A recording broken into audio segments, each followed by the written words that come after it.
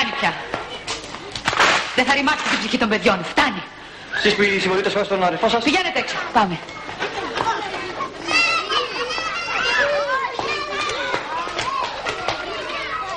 Να αναρτήσετε αμέσως τα σαφή σας. Χάριν το αδελφό σας δεν απελήθητε.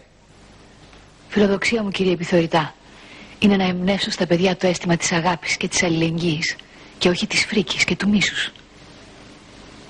Σας υποβάλλω την παραίτησή μου.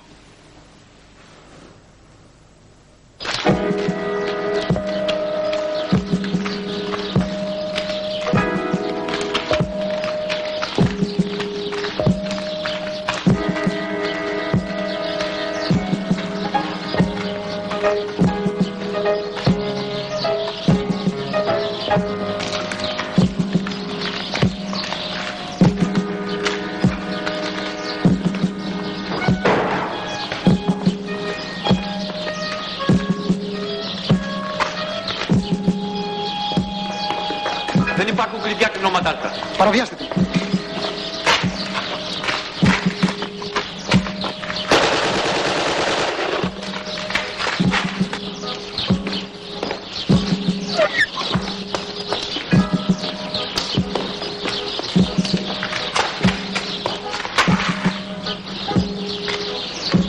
Με συγχωρείτε Δεσποινής, αλλά έχουμε διαταγή να ερευνούμε τα πάντα.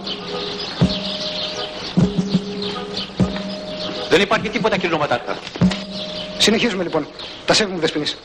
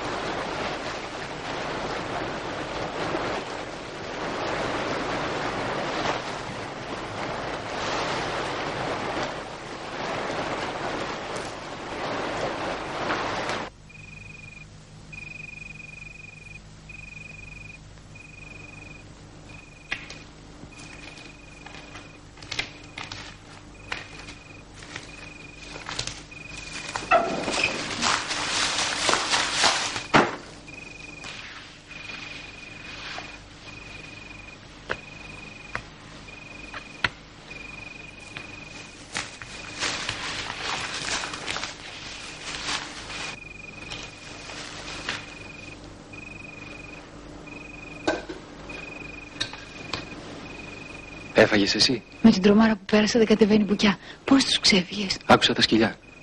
Έτραξα και κρύφτηκα σε μια σπηλιά. Ξέρεις μια τρύπα πάνω από τη θάλασσα? Την τρύπα των διαβόλων θα λες. Στο χωριό λένε ότι από εκεί πάνε οι διάβολοι τις ψυχές στην κόλαση. Στην αρχή είναι σαν λαβύρινθος, αλλά μέσα είναι μια μεγάλη σπηλιά με σταλακτίτες. Την ξέρουν στο χωριό. Δεν νομίζω. Φοβούνται και δεν πλησιάζουν. Ίσως είναι καλύτερα να μείνω εκεί.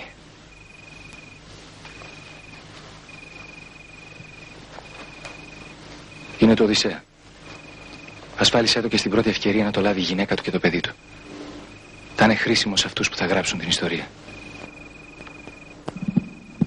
Μάρτης του 44. Εκλέγεται η κυβέρνηση του βουνού. Για πρώτη φορά ψηφίζουν οι γυναίκες και οι νέοι από 18 χρονών. Οκτώβρης του 44. Απελευθέρωση της Αθήνας. Ο λαός παραλυρεί. Ο Ελλάς αποθεώνεται. Έδωσε σκληρές μάχες με τον κατακτητή και του προξένησε μεγάλες απώλειες. 22.000 νεκροί, 6.500 εχμάλωτοι, 250 πλοία ανεφοδιασμού, 85 τρένα, 1.000 αυτοκίνητα και όλο σχεδόν τον οπλισμό που χρησιμοποίησε ο Ελλάς εναντίον τους. Απώλειες του Ελλάς. 8.000 νεκροί, 12.000 τραυματίες, 4.000 ανάπηροι. Ακόμα 600.000 Έλληνες εκτελέστηκαν ή πέθαναν από την πείνα. 1.500 χωριά κάηκαν. Ο μαρτυρικός λαός μας έδωσε τα πάντα για τη λευτεριά που δεν χάρηκε. Το μεταπολεμικό κράτος κληρονόμησε το μίσος των κατακτητών για τους αγωνιστές που αναγκάζονται να κρύβονται σαν τα γρήμια στα βουνά. Από την παράδοση των όπλων μέχρι που άρχισε ο εμφύλιος, δολοφονήθηκαν 1.300 μέλη του ΕΑΜ, 32.000 βασανίστηκαν, 85.000 φυλακίστηκαν, 165 γυναίκες βιάστηκαν και 19.000 νοικοκυριά λαιλατήθηκαν. Τον Ιούνιο του 45 αυτοκτονεί ο Άρης με τον Τζαβέλα για να μην πέσουν ζωντανοί στα χέρια των διοκτών τους. Τους έκοψαν τα κεφάλια και τα κρέμασαν στους φανοστάτες των Τρικάλων. Εδώ μέσα κουρνιάζουν αγριοπερίστρα. Δεν βάζουμε ένα δίκτυ.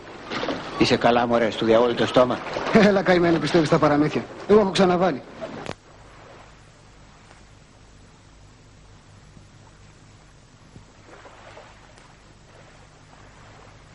έτοιμος? Ναι. Γύρνα. Σου θυμίζω τίποτα? Το πανηγύρι της φανερωμένης. Η επέτειος της γνωριμίας μας.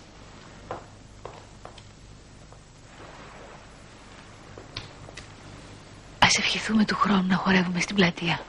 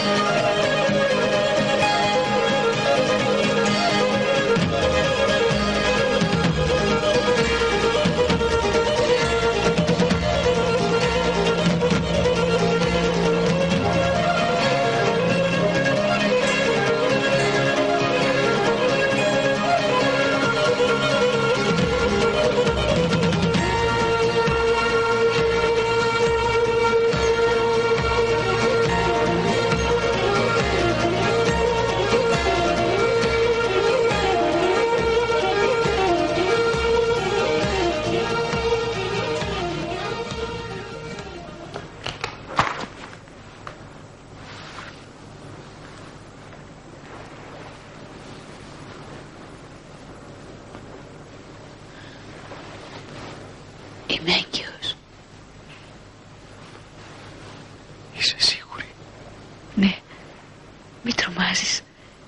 Θα πάω σε μια θεία μου στην Αθήνα όταν έρθει η ώρα. Μετά βλέπουμε.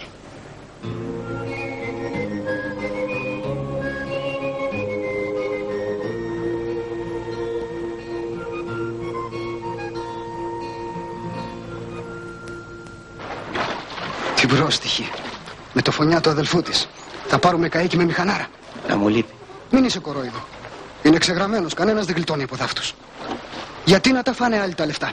Τέτοια λεφτά δεν τα θέλω. Είσαι ηλίθιος. Και εσύ το Μάρι.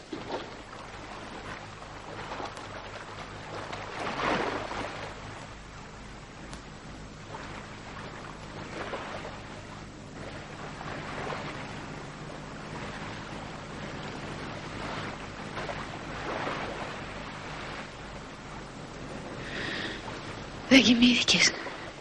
Δεν είχα ύπνο. Απόψε κατάφερα να στοχαστώ τον αγώνα μας, τα οράματά μας και τη συμφορά, χωρίς να με πιάσει αυτό το πλάκο μας στο στήθος.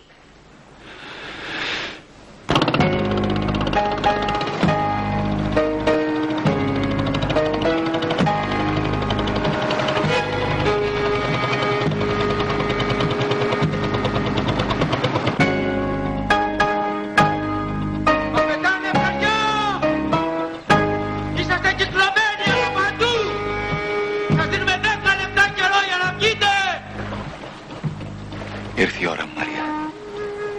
Όχι.